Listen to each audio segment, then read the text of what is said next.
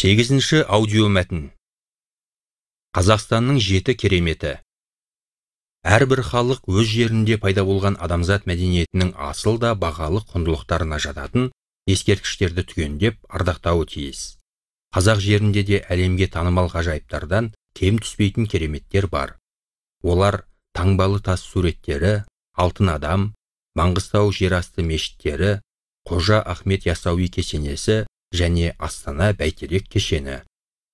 Таңбалы тас суреттері қазақ жерін мекендеген қауымдардың барша таным түсінігінен хабар беретін аса көрнекті археологиялық ескерткіш. Алтын адам әлемге әйгілі сақ тайпалары өмір сүрген кезең мен олардың әдет-ғұрыптары, мәдениетін көрсететін тарихи мұра. Есік қорғанынан табылған олжа бүгінде әлемге әйгілі. Ол Алматыдағы тәуелсіздік монументіне негіз болған. Маңғыстау жерасты мешіттері Үстірт жазығының Маңғыстау ойысына тірелген оғыланды шоқысына қашалған тарихи сәулет ескерткіші.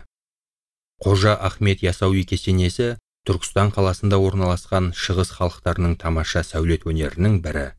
Оны жылда 100-150 мыңнан астам адам келіп тамашалайды.